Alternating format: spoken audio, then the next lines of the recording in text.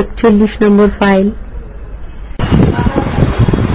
প্রাচীন লিপি এবং বাংলা লিপির উদ্ভব এবং বিকাশ এর কন্টিনিউয়েশন, পৃষ্ঠা 36, 3 রচনাধর্মী প্রশ্নোত্তর।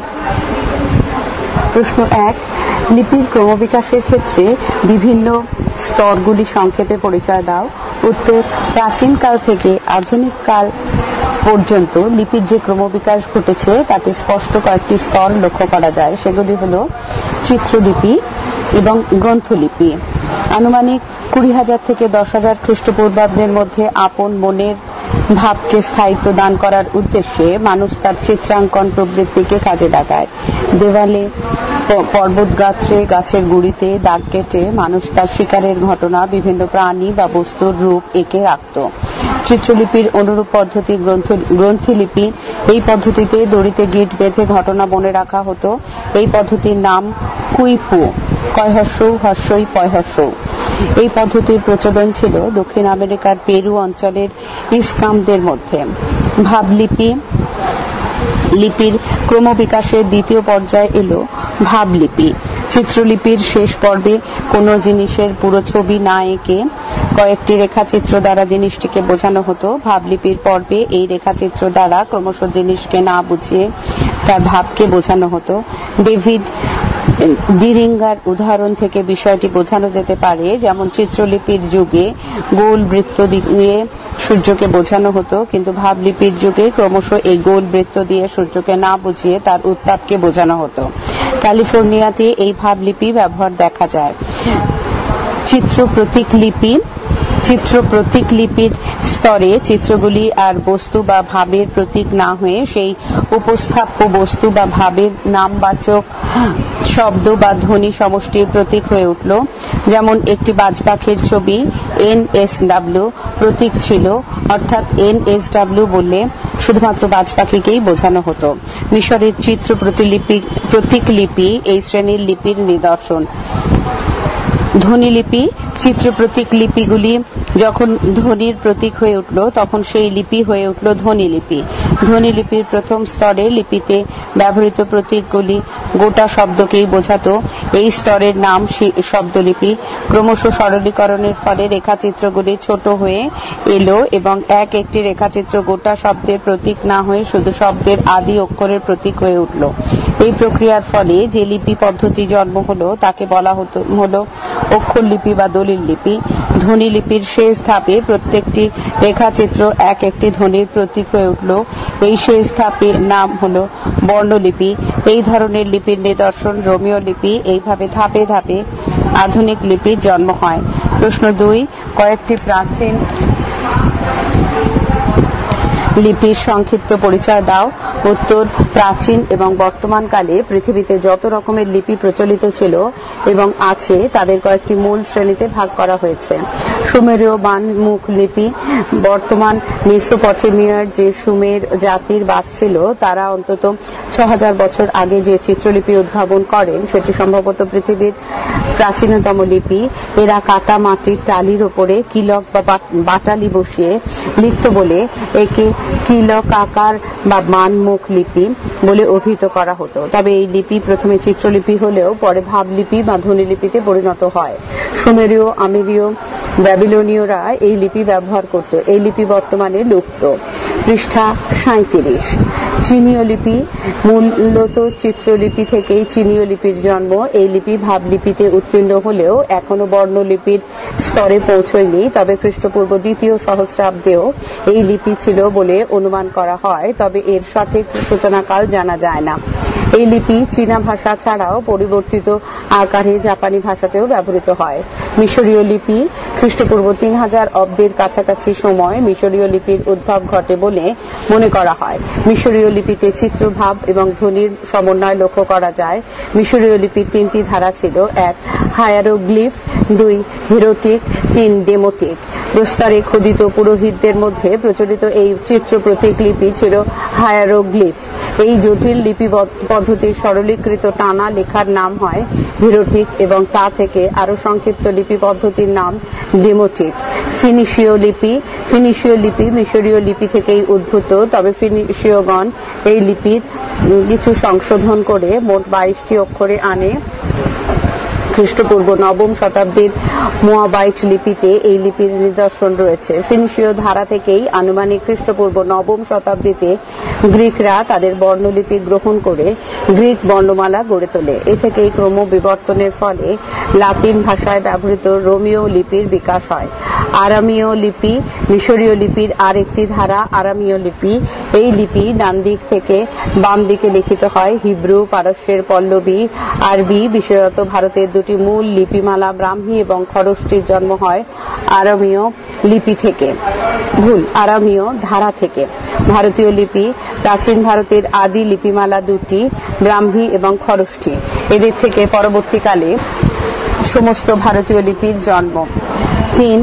প্রশ্ন 3, বাংলার লিপির উদ্ভবের ইতিহাসটি সংক্ষেপে বর্ণনা করো। উত্তর, বাংলা লিপির উদ্ভব এবং বিকাশ। ভারতে প্রাপ্ত প্রাচীনতম লিপির সন্ধান পাওয়া যায় অশোকের বিভিন্ন অনুশাসনে। অশোকের অনুশাসনে 2 প্রকার লিপি পাওয়া যায়, একটি ব্রাহ্মী, অপরটি খরষ্টি।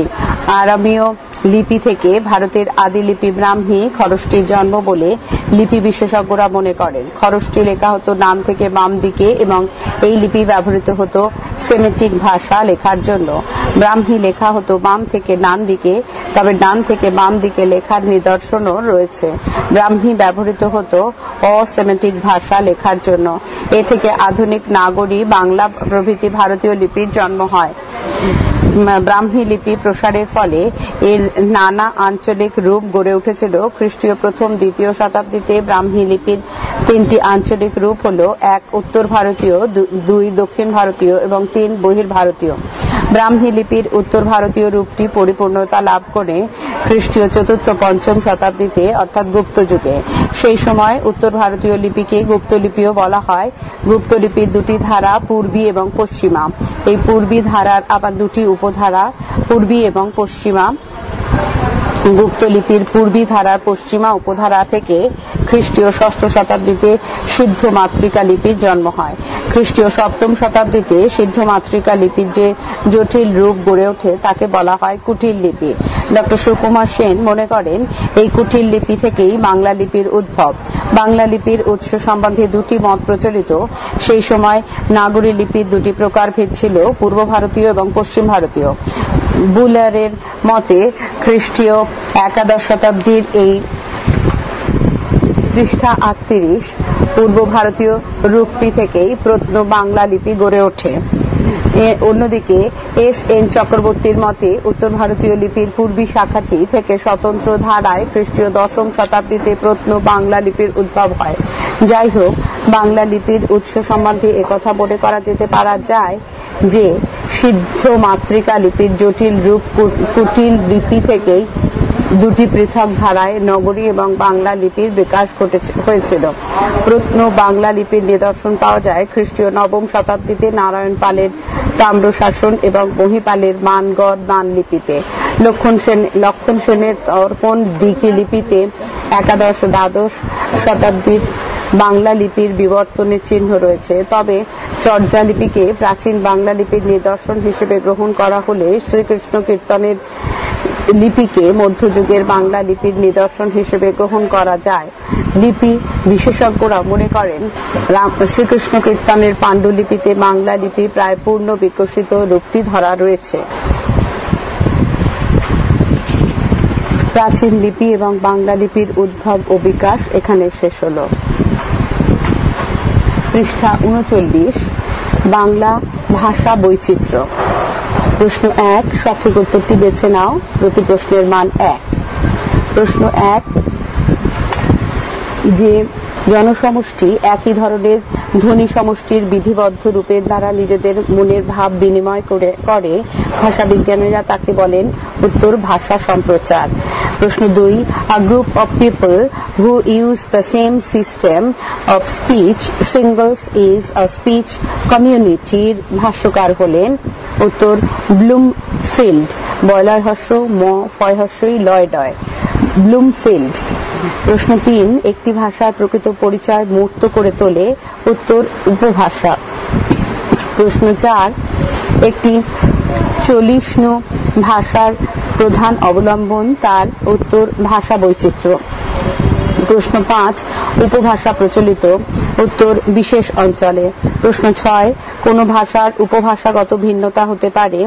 উত্তর, বহু কারণে। প্রশ্ন 7, সাধারণত ভাষার নানাত্ব দেখা যায়? উত্তর, 2 ধরনের ভাষার ক্ষেত্রে। পৃষ্ঠা 40। প্রশ্ন 8, প্রথমে একই ভাষার 2টো আঞ্চলিক রূপ ছিল? উত্তর, বাংলা এবং অসমিয়া। প্রশ্ন 9, বাংলা ভাষায় কথ্য আঞ্চলিক উপভাষার সংখ্যা? উত্তর, 5টি। প্রশ্ন 10, ব্লুমফিল্ড সমাজে ভাষার জটিল রূপকে বিভক্ত করেছেন? উত্তর, 5টি শ্রেণীতে। প্রশ্ন 11, ভাষা হলো যোগফল? উত্তর, সব উপভাষার। প্রশ্ন 12, ভাষা বিজ্ঞান সম্পর্কিত সুকুমার সেন রচিত গ্রন্থটির নাম? উত্তর, ভাষার ইতিবৃত্ত। প্রশ্ন 13, ভাষা থেকে উপভাষা সৃষ্টি। এই ভাষ্যের বক্তা ভাষা বিজ্ঞানী? উত্তর, সুকুমার সেন। প্রশ্ন 14, the real and natural life of language is its dialect. এই বক্তব্যের ভাষ্যকার? উত্তর, ম্যাক্স মুলার। প্রশ্ন 15, ভাষাতাত্ত্বিক দিক থেকে সব উপভাষা? উত্তর, সমান মর্যাদাবাহী। প্রশ্ন 16, একই উপভাষা যখন সমগ্র উপভাষা অঞ্চলে মান্যতা পায় তখন তাকে বলে? উত্তর, মান্য উপভাষা। প্রশ্ন 17, কলকাতা এবং হুগলি নদীর সন্নিহিত অঞ্চলের উপভাষা হলো? উত্তর, মান্য উপভাষা। পৃষ্ঠা 41। প্রশ্ন 18, বাংলা উপভাষাকে 5টি শ্রেণীতে ভাগ করেছেন? উত্তর, সুকুমার সেন। প্রশ্ন 19, এক একটি উপভাষার অভ্যন্তরে আঞ্চলিক পার্থক্যকে বলে? উত্তর, দ্বিভাষা। প্রশ্ন 20, বাংলা উপভাষাগুলির মধ্যে বিস্তার খুব বেশি? উত্তর, রাঢ়ী এবং বাঙালির। প্রশ্ন 21, বর্তমান পশ্চিমবঙ্গের প্রধান উপভাষা? উত্তর, রাঢ়ী। প্রশ্ন 22, সূক্ষ্ম বিচারে রাঢ়ী উপভাষার বিভাগ? উত্তর, 4টি। প্রশ্ন 23, পূর্বে বাঙালির বিভাষার সংখ্যা ছিল? উত্তর, 2টি। প্রশ্ন 24, অভিশ্রুতি যে উপভাষার অন্যতম বৈশিষ্ট্য সেটির নাম? উত্তর, রাঢ়ী। প্রশ্ন 25, অ এর ও কার প্রবণতা লক্ষ্য করা যায়? উত্তর, রাঢ়ী উপভাষাতে। প্রশ্ন 26, কোথায় পাবো কলসি কন্যা, কোথায় পাবো দড়ি, তুমি হও গহীন গাঙ্গ, আমি ডুইব্বা মরি। কোন উপভাষা নির্ভর এটি? উত্তর, বাঙালি। প্রশ্ন 27, বাঙালি উপভাষাতে বেশি লক্ষ্য করা যায় যে প্রবণতা? উত্তর, অভিনিহিতি। পৃষ্ঠা 42। প্রশ্ন 28, শব্দের আদিতে ও মধ্যে হ স্থানে অ উচ্চারিত হয়? উত্তর, বাঙালি উপভাষাতে। প্রশ্ন 29, অনুনাসিক স্বরধ্বনি রাঢ়ীর মতো রক্ষিত আছে? উত্তর, বরেন্দ্রীতে। প্রশ্ন 30, নেতিবাচক বাক্যে নঙর্থক অব্যয় সমাপিকা ক্রিয়া আগে বসে? উত্তর, ঝাড়খণ্ডী উপভাষাতে। প্রশ্ন 31, লু কোথায় কোথায় নু রূপে উচ্চারিত হতে দেখা যায়? উত্তর, রাঢ়ীতে। 2, অতি সংক্ষিপ্ত প্রশ্নোত্তর। প্রশ্ন 1, বিভাষা প্রতি প্রশ্নের মান 1। প্রশ্ন 1, বিভাষা বলতে কি বোঝো? উত্তর, এক একটি উপভাষার অভ্যন্তরেও আবার নানান আঞ্চলিক পার্থক্য গড়ে উঠতে পারে। এই রকম এক একটি উপভাষা মধ্যে যে নানা আঞ্চলিক পৃথক রূপ গড়ে ওঠে তাকে বিভাষা বলে। প্রশ্ন 2, বাংলা উপভাষাগুলির মধ্যে কোন দুটি বিস্তার খুব বেশি? উত্তর, বাংলা উপভাষাগুলির মধ্যে রাঢ়ী এবং বাঙালির বিস্তার খুব বেশি। প্রশ্ন 3, রাঢ়ী এবং বাঙালির বিস্তার খুব বেশি হবার কারণে কি ঘটেছে? উত্তর, রাঢ়ী ও বাঙালি দুইয়ের অভ্যন্তরে একাধিক বিভাষার জন্ম হয়েছে। প্রশ্ন 4, রাঢ়ীর প্রধান বিভাগ কয়টি? উত্তর, রাঢ়ীর দুটি প্রধান বিভাগ পূর্ব ও পশ্চিম, তবু সূক্ষ্ম বিচারে রাঢ়ী বিভাগ চারটি। এগুলি হলো ক পূর্ব মধ্য, কলকাতা, উত্তর 24 পরগনা, হাওড়া। খ পশ্চিম মধ্য, পূর্ব বর্ধমান, পূর্ব বীরভূম, হুগলি, বাঁকুড়া। গ উত্তর মধ্য, মুর্শিদাবাদ, নদিয়া, দক্ষিণ মালদহ। ঘ দক্ষিণ মধ্য, উত্তর পূর্ব মেদিনীপুর, দক্ষিণ 24 পরগনা, ডায়মন্ড হারবার। প্রশ্ন 5, পূর্বে বাঙালির কয়টি বিভাষা ছিল? পূর্বে বাঙালির দুটি বিভাষা ছিল। ক বিশুদ্ধ বাঙালি, ঢাকা, ফরিদপুর, ময়মনসিংহ, বরিশাল, খুলনা, যশোর এবং খ চট্টগ্রামী, চাটিগ্রামী, চট্টগ্রাম এবং নোয়াখালী। প্রশ্ন 6, বাংলা ভাষার কয়টি উপভাষা? উত্তর, বাংলা ভাষার 5টি উপভাষা। প্রশ্ন 7, অভিশ্রুতি কোন উপভাষার বৈশিষ্ট্য? উত্তর, অভিশ্রুতি রাঢ়ী উপভাষার বৈশিষ্ট্য। পৃষ্ঠা 43। প্রশ্ন 8, অপিনিহিতি কোন উপভাষায় লক্ষিত হয়? উত্তর, বাঙালি উপভাষায় অপিনিহিতি লক্ষিত হয়। প্রশ্ন 9, উত্তরবঙ্গ এবং পূর্ববঙ্গের উপভাষার বৈশিষ্ট্যগত মিশেল কোন উপভাষায় আছে? উত্তর, কামরূপী উপভাষায় আছে। প্রশ্ন 10, নাম ধাতুক ব্যাপক ব্যবহার কোন উপভাষায় লক্ষিত হয়? উত্তর, ঝাড়খণ্ডী উপভাষায় নাম ধাতু ব্যাপক ব্যবহার প্রচলিত হয়। প্রশ্ন 11, ভাষা সম্প্রদায় বলতে কি বোঝো?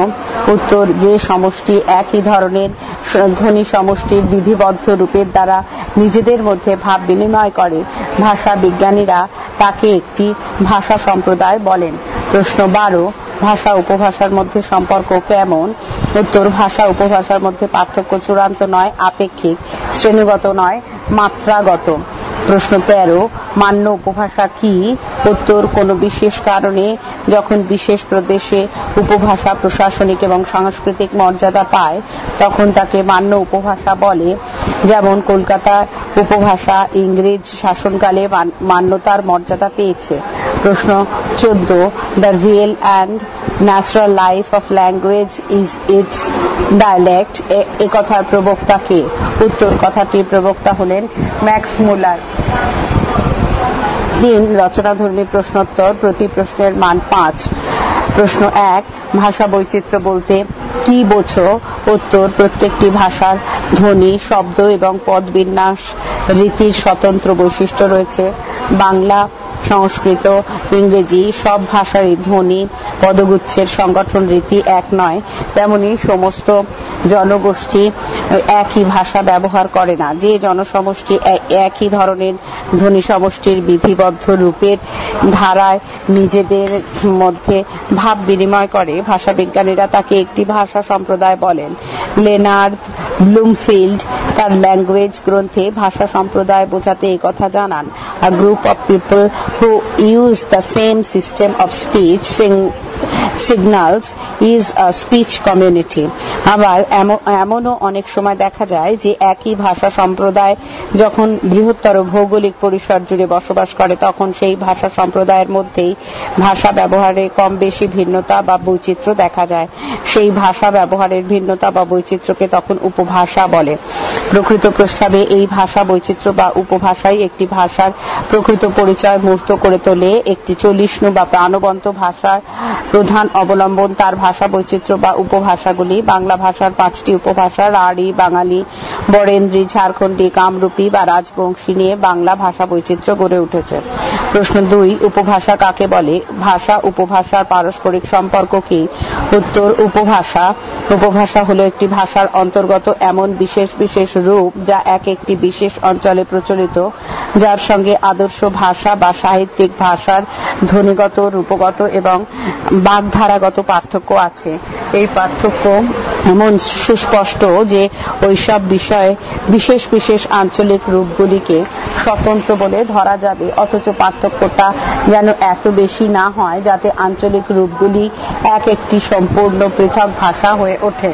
পৃষ্ঠা 44, ভাষা উপভাষার মধ্যে সম্পর্ক। ভাষা ও উপভাষার মধ্যে পার্থক্যটি চূড়ান্ত নয়, আপেক্ষিক, শ্রেণীগত নয়, মাত্রাগত। একই ভাষার মধ্যে আঞ্চলিক পৃথক পৃথক রূপকে উপভাষা বলে, কিন্তু এই আঞ্চলিক পার্থক্য বেড়ে চরমে গেলেই আবার একই ভাষা থেকে একাধিক ভাষার জন্ম হয়, অর্থাৎ আঞ্চলিক রূপগুলি তখন একই ভাষার উপভাষা নয়, তখন সেগুলি এক একটি স্বতন্ত্র ভাষা। উদাহরণ হিসেবে বলা যেতে পারে, বাংলা আর অসমিয়া প্রথমে একই ভাষার দুটি আঞ্চলিক রূপ ছিল, পরে ক্রমে বঙ্গদেশ এবং অসমে ভাষার আঞ্চলিক পার্থক্য যখন বেড়ে গেল, তখন বাংলা এবং অসমের আঞ্চলিক রূপ দুটিকে আলাদা ভাষা রূপে চিহ্নিত করা হলো, বাংলা এবং অসমিয়া ভাষা।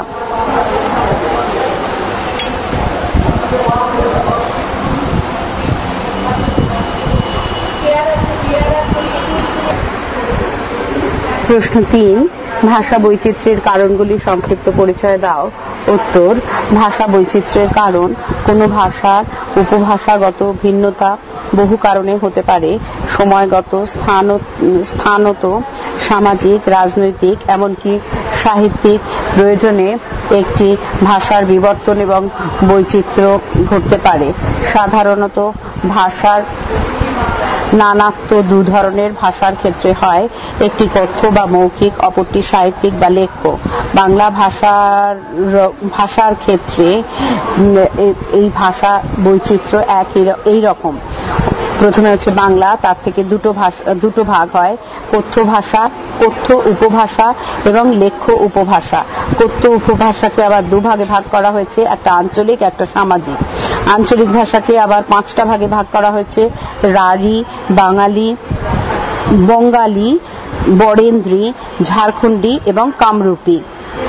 আর উল্টো দিকে যে লেখ্য উপভাষা, তাকে দুভাগে ভাগ করা হয়েছে, গদ্য এবং পদ্য। গদ্যকে দুভাগে ভাগ করা হয়েছে, সাধু রীতি, চলিত রীতি। আর পদ্যকে 3 ভাগে ভাগ করা হয়েছে, সাধু, চলিত এবং মিশ্র। বস্তুত আঞ্চলিক ভিন্নতায় একই ভাষা সম্প্রদায়ের কথ্য উপভাষার যে বৈচিত্র্য দেখা যায়, সেগুলি আঞ্চলিক উপভাষা নামে চিহ্নিত। বাংলা ভাষার কথ্য আঞ্চলিক উপভাষা 5টি, সেগুলি হলো রাঢ়ী, বঙ্গালী, বরেন্দ্রী, ঝাড়খণ্ডী এবং কামরূপী। অন্যদিকে ভাষাবিজ্ঞানী ব্লুমফিল্ড সমাজে ভাষার জটিল রূপকে কয়েকটি শ্রেণীতে বিভক্ত করেছেন, যেমন 1, আদর্শ সাহিত্যিক ভাষা, 2, আদর্শ চলিত ভাষা, 3, প্রাদেশিক আদর্শ ভাষা, 4, ইতর জনের ভাষা, 5, আঞ্চলিক উপভাষা। প্রশ্ন 4, মান্য উপভাষা বলতে কি বোঝো? বাংলা ভাষার মান্য উপভাষার সম্পর্কে সংক্ষিপ্ত পরিচয় দাও। উত্তর, মান্য উপভাষা কোনো বিশেষ কারণে বিশেষ প্রদেশের ভাষা সত্ত্বই সর্বজনীনতার মর্যাদা পায়, তেমনি কলকাতা শহরের নিকটবর্তী চারদিকে ভাষা স্বভাবতই বাংলাদেশের সকল দেশি ভাষা বলে গণ্য হয়েছে। রবীন্দ্রনাথ বলেছেন বাংলা ভাষা পরিচয় বইতে।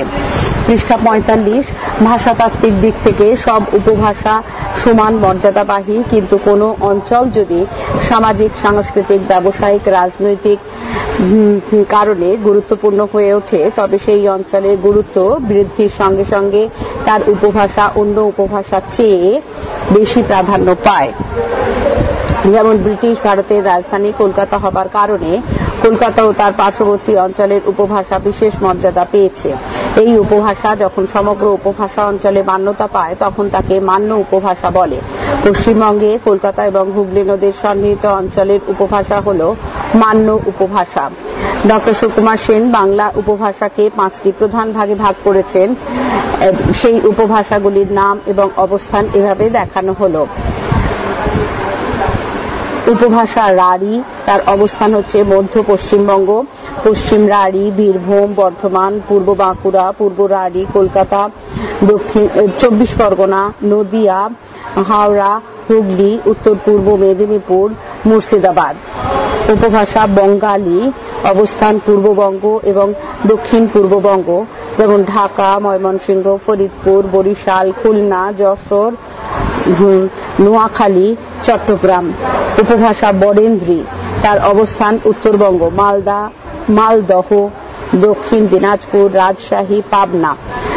উপভাষা ঝাড়খণ্ডী, অবস্থান দক্ষিণ পশ্চিম প্রান্তবঙ্গ এবং বিহারের কিছু অংশ, মানভূম, সিংভূম, ধলভূম, দক্ষিণ পশ্চিম বাঁকুড়া, দক্ষিণ পশ্চিম মেদিনীপুর। কামরূপী এবং রাজবংশী, উত্তর পূর্ববঙ্গ, জলপাইগুড়ি, রংপুর, কোচবিহার, উত্তর দিনাজপুর, কাছাড়, শ্রীহট্ট, ত্রিপুরা। প্রশ্ন 5, রাঢ়ী উপভাষার ধ্বনিতাত্ত্বিক বৈশিষ্ট্যগুলি আলোচনা করো। উত্তর, বাংলা ভাষার উপভাষাগুলির প্রত্যেকটি কিছু কিছু ভাষাতাত্ত্বিক বৈশিষ্ট্য আছে। রাঢ়ীর ধ্বনিতাত্ত্বিক বৈশিষ্ট্য: ক, উচ্চারণে অকারের ওকার প্রবণতা। হর্ষই, হর্ষ, কর্মধ্বনিস্বর ক্ষিয় এবং জ ফলা যুক্ত ব্যঞ্জনের পূর্ববর্তী অ এর উচ্চারণ হয় ও। যেমন অ তয়স্যই, অতি উচ্চারণ হচ্ছে অতি, ও তয়স্যই। মধু, মধয়স, মধু উচ্চারণ হচ্ছে ময়কার ধয়স্য, মধু। লক্ষ্য, ল কর্মধ্বনিস্বর ক্ষিয়, লক্ষ্য তার উচ্চারণ হচ্ছে লয় ওকার, কয় হসন্ত, ক্ষয় ওকার, লক্ষ্য। সত্য, দন্তেশ তয় জফলা, তার উচ্চারণ হচ্ছে তালবুষয় ওকার, তয় তয় ওকার, সত্য। অন্য ক্ষেত্রেও অকারের ওকার প্রবণতা দেখা যায়। যেমন মন, মন না বলে বলি মন, ময়কার দন্তের ন। মন, বন, বন না বলে বলি বয়কার দন্তের ন, বন। তবে অকারের এই ওকার প্রবণতা সর্বত্র লক্ষ্য করা যায় না। যেমন দল এর উচ্চারণ দোল হয় না। খ, অভিশ্রুতি রাঢ়ী উপভাষার অন্যতম বৈশিষ্ট্য। যেমন রাখিয়া থেকে রেখে, করিয়া থেকে করে, দেখিয়া থেকে দেখে। গ, রাঢ়ীতে স্বরসঙ্গতির ফলে শব্দের মধ্যে পাশাপাশি বা কাছাকাছি অবস্থিত বিষম স্বরধ্বনি সম স্বরধ্বনিতে পরিবর্তিত হয়ে গেছে। যেমন দয় একার তালবুষয় হর্ষই, দেশি টা হয়ে যাচ্ছে দিশি, দয় হর্ষই তালবুষয় হর্ষই। সেটা কি হচ্ছে দয় হসন্ত যোগ এ যোগ তালবুষয় হসন্ত যোগ হর্ষই। তাতে কি হচ্ছে দ যোগ হর্ষই, দয় হসন্ত যোগ হর্ষই যোগ তালবুষয় হসন্ত যোগ হর্ষই ইত্যাদি। ঘ, শব্দ মধ্যস্থ নাসিক্য ব্যঞ্জন যেখানে লোপ পেয়েছে সেখানে পূর্ববর্তী স্বরের নাসিক্য ভবন ঘটেছে। যেমন বন্ধ, ব দন্তের নয় ধয়, বন্ধ থেকে হচ্ছে বাঁধ, চন্দ্রবিন্দু আকার ধ, বাঁধ। চন্দ্র, চ দন্তের নয় দয় রফলা, চন্দ্র থেকে হচ্ছে চাঁদ, চন্দ্রবিন্দু আকার দ। এসব ক্ষেত্রে নাসিক্য ব্যঞ্জন দন্তের ন লোপ পেয়েছে এবং পূর্ববর্তী স্বর অ দীর্ঘ হয়ে আ হয়েছে এবং অনুনাসিক হয়ে অয় চন্দ্রবিন্দু আকার হয়েছে। কোথাও কোথাও নাসিক্য ব্যঞ্জন না থাকলেও স্বরধ্বনি শত নাসিক্য ভবন দেখা যায়। যেমন পুস্তক, পয় হর্ষ দন্তের শয় তয় ক, পুস্তক থেকে হয়েছে পুঁথি, পয় হর্ষ থয় হর্ষই পুঁথি, পুঁথি থেকে হয়েছে পুঁথি, পয় চন্দ্রবিন্দু হর্ষ থয় হর্ষই পুঁথি। এখানে পুস্তক শব্দের কোনো নাসিক্য ব্যঞ্জন নেই, তা সত্ত্বেও হর্ষ স্বরধ্বনিটি অনুনাসিক হয়ে হর্ষ চন্দ্রবিন্দু উচ্চারিত হয়। শব্দের আদিতে শ্বাসাঘাত থাকলে শব্দের অন্তে অবস্থিত মহাপ্রাণ ধ্বনি স্বল্প প্রাণ উচ্চারিত হয়। যেমন দুধ, দয় হর্ষ ধ, দুধ হচ্ছে দুধ, দয় হর্ষ দয় হসন্ত, দুধ। মাছ, ময়াকার ছ, মাছ উচ্চারণ হচ্ছে ময়াকার চয় হসন্ত, মাছ। বাঘ, বয়াকার ঘ, বাঘ উচ্চারণ হচ্ছে বয়াকার গয় হসন্ত, বাঘ ইত্যাদি। চ, শব্দের অন্তে অবস্থিত অঘোষ ধ্বনি কখনো কখনো সঘোষ ধ্বনি হয়ে যায়। যেমন ছত্র, ছ তরফলা, ছত্র থেকে হচ্ছে ছাদ, ছয়াকার ত, ছাদ থেকে হচ্ছে ছাদ, ছয়াকার দ, ছাদ। কাক, কয়াকার ক, কাক থেকে হচ্ছে কাক, কয়াকার গ। ব্যতিক্রম রাত্রি, রয়াকার তয়রাফলা হর্ষই, রাত্রি থেকে হচ্ছে রাত, রয়াকার ত। অন্যদিকে শব্দের অন্তে অবস্থিত সঘোষ ধ্বনি কখনো কখনো অঘোষ হয়ে যায়। যেমন ফার্সি গুলাব, গয় হর্ষ লয়াকার ব, গুলাব হয়ে যাচ্ছে গয়কার লয়াকার প, গোলাপ ইত্যাদি। ছ, লয় হসন্ত কোথাও কোথাও নয় হসন্ত রূপে উচ্চারিত হয়। যেমন লবণ, ল ব মধ্যে ন, লবণ থেকে হচ্ছে নুন, দন্তে নয় হর্ষ দন্তের ন, নুন।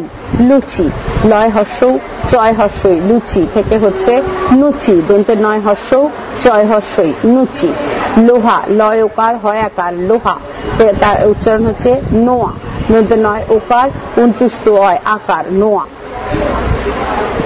বাংলা ভাষা বৈচিত্র্যের পরবর্তী অংশ পরবর্তী ফাইলে।